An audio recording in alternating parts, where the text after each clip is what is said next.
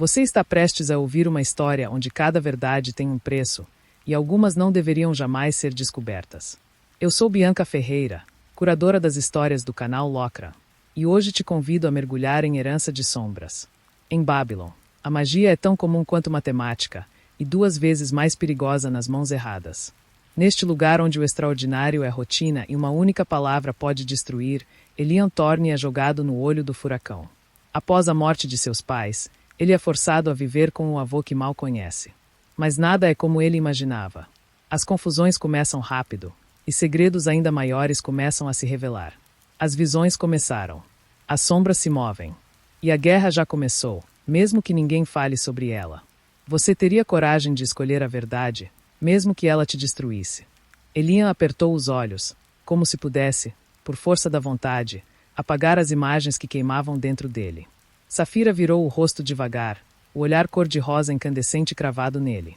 E mesmo com o corpo marcado pelo veneno, mesmo com a dor ainda pairando sobre cada gesto seu, não havia raiva em seus olhos. Só uma ternura desconcertante. Ela respirou fundo, um sopro áspero, ferido, e então perguntou, do nada: "Você gosta de chocolate?" Silêncio. Elian piscou, confuso. Safira sorriu. Um sorriso torto, quebrado, mas genuíno, como um raio de sol atravessando uma vidraça rachada. "O quê?" ele perguntou, franzindo a testa.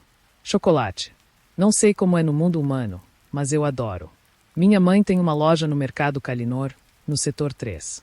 A voz dela, ainda que embargada pelo esforço, carregava um fiapo de alegria infantil, como se saborear aquela lembrança fosse, por si só, um alívio. Minhas favoritas são as trufas de framboesa com raspas de laranja ardente do sul. Elas queimam a boca, literalmente. É um agridoce divino. Você devia provar." Elian não sabia se era o contraste com o clima tenso ou a surpresa daquela quebra súbita, mas soltou uma risada curta, arranhada, como quem se lembrava de como rir. "Você quase morreu. E está falando de chocolates. Quer me transformar num viciado?" "É minha missão final", murmurou ela, tentando erguer uma sobrancelha. Falhou, mas riu mesmo assim, e Elian riu com ela. "Se eu não conseguir isso, nem vale a pena voltar." E, por um breve instante, o mundo pareceu suspenso. Uma bolha frágil de leveza os envolveu, uma pausa preciosa num universo que raramente oferecia tréguas. Mas do lado de fora, o mundo não perdoava quem esquecia a dor por muito tempo. A porta do quarto se abriu. O riso morreu. 2 vultos atravessaram o limiar, não com passos, mas com presença.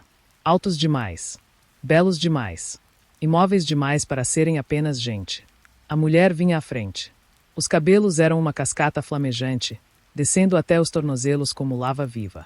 Os olhos, profundos e distantes, giravam devagar, como se cada piscada escondesse um sistema solar. O homem ao lado dela parecia esculpido em granito. Cabelo negro cortado rente, olhos dourados como metal fundido, pele marmórea, fria. Elian sentiu o estômago afundar. Safira fechou os olhos. "Paz." A mulher se aproximou primeiro. Não tocou a filha. Não precisava. O olhar bastava, uma mistura inquietante de reverência e desapontamento, como quem contempla uma peça rara, mas trincada. O homem ficou parado à porta, os olhos cravados em Elian. Não havia raiva neles, nem compaixão. Apenas julgamento, seco, inexorável. Elian Thorne. A voz do pai de Safira era baixa. Demasiado baixa. E por isso mesmo, perigosa. Elian abriu a boca, mas nenhuma palavra saiu. "Pai." Safira tentou intervir, mas a voz falhou no meio do caminho. O homem não desviou os olhos. O maxilar tenso, os ombros retos como colunas de pedra. A mulher, ajoelhada ao lado da cama, passou os dedos longos pelos cabelos da filha, agora tingidos de ruivo pálido, como se até a cor tivesse desistido de lutar. "Como pôde permitir isso, minha flor?" murmurou ela. Havia dor na pergunta, mas também vergonha. Não a vergonha comum, humana. Era um orgulho ferido, frio, ancestral. Elian sentiu a garganta se fechar. Foi ali, naquele instante, que ele compreendeu. Safira não era apenas uma garota de olhos bonitos e humor estranho. Ela era herdeira. Carregava nas veias um nome antigo, de um mundo onde cada escolha era vigiada, cada erro era uma dívida. O pai respirou fundo, e a ordem veio como uma lâmina. "Já chega. Quando ela estiver forte, voltará para casa." Então, Os olhos dourados se voltaram para Elian. Não havia gritos, nem ameaças. Apenas a sentença seca. Você não precisa mais vir. Foi um aviso. Uma linha traçada no chão. Sem dizer mais nada, a mãe de Safira sumiu do lado da cama e reapareceu junto ao marido.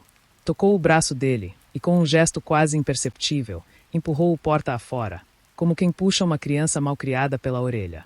A porta se fechou com um estalo.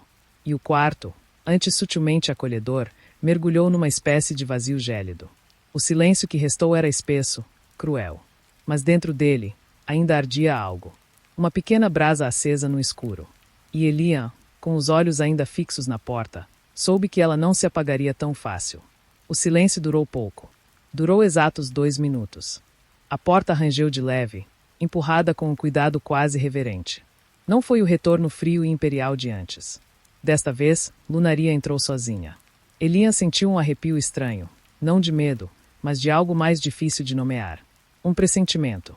Ela fechou a porta devagar, o som do trinco ecoando suave pelo quarto. Os olhos, aquelas galáxias vivas, infinitas, pousaram nele com uma gentileza inesperada. Eu nunca fui boa em finais dramáticos, murmurou ela, a voz macia, quase etérea. Seu pai, por outro lado, acha que o mundo precisa de um protetor com cara de muralha. Mas lá no fundo, ele é só alguém que morre de medo de quebrar. Safira soltou um som entre um riso e um soluço, o rosto pálido franzindo numa expressão que era ternura e dor ao mesmo tempo. Mãe, você não precisava voltar só por... Precisei, sim. Lunaria se sentou na beirada da cama com a leveza de quem não pertencia completamente a este plano. Os tornozelos, adornados por correntes douradas finíssimas, tilintaram baixinho a cada movimento. Sempre que você sangra, eu sinto. Elian ergueu o olhar, a garganta apertada. Isso é metáfora. Lunaria virou-se para ele com um meio sorriso. É sangue, Elian. Ligação de sangue. Eu e ela somos feitas da mesma centelha. Quando uma se parte, a outra quebra por dentro. Não era só biologia. Era mais. Era magia. Era vínculo. Algo que atravessava mundos, regras, destinos. A porta rangeu outra vez. Auren entrou devagar, agora sem a armadura invisível de antes, sem capa, sem títulos, sem o ar glacial que havia gelado o quarto horas atrás.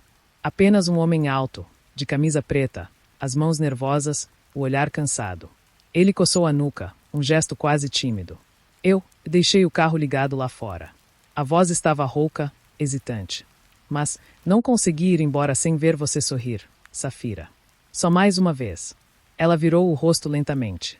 A expressão exausta. Mas algo brilhou nos olhos cor-de-rosa. Um pequeno sorriso. Um pequeno raio de sol atravessando a tempestade. Auren exalou, aliviado, e aproximou-se, sentando-se do outro lado da cama. Ajoelhou-se, pegando com cuidado a mão frágil da filha. Pai, você foi meio ogro com o Elian. Safira lançou um olhar cansado para Elian, que ainda segurava os bombons como se fossem dinamite. Auren suspirou. Eu sei. Voltou-se para Elian, os olhos dourados suavizados por arrependimento genuíno. Eu vi você ao lado dela, e pensei que fosse o inimigo. Não o único que ficou. Elian abriu a boca, fechou. Então murmurou. Eu queria ter feito mais. Auren balançou a cabeça. Às vezes, ficar é tudo o que alguém pode fazer. E já é mais do que a maioria. Lunaria arqueou uma sobrancelha. Olha só. Está ficando quase poético, meu amor. Auren soltou um riso breve. Eu era poeta antes de ser vampiro, sabia? Péssimo, claro, mas era. O quarto, antes sufocado pelo peso das expectativas e do medo, pareceu respirar. Não completamente. A dor ainda vivia ali, nos cantos, nas pausas, no esgotamento no rosto de Safira. Mas havia algo novo. Algo humano. Vocês vão me levar? Murmurou Safira, puxando a coberta até o queixo. Lunaria a encarou com ternura. Só quando você quiser ir. E se quiser? E se eu quiser ficar? Ela desviou um olhar breve para Elian. Auren olhou para a filha, para Elian, e de volta para a filha. Um pequeno sorriso puxou o canto dos lábios. Então eu deixo o carro desligado. Elian sentiu um nó apertar na garganta. Um nó que não sabia desatar. Lunaria se aproximou dele, pegou um bombom da caixinha e o colocou suavemente na palma da sua mão, fechando seus dedos com os dela.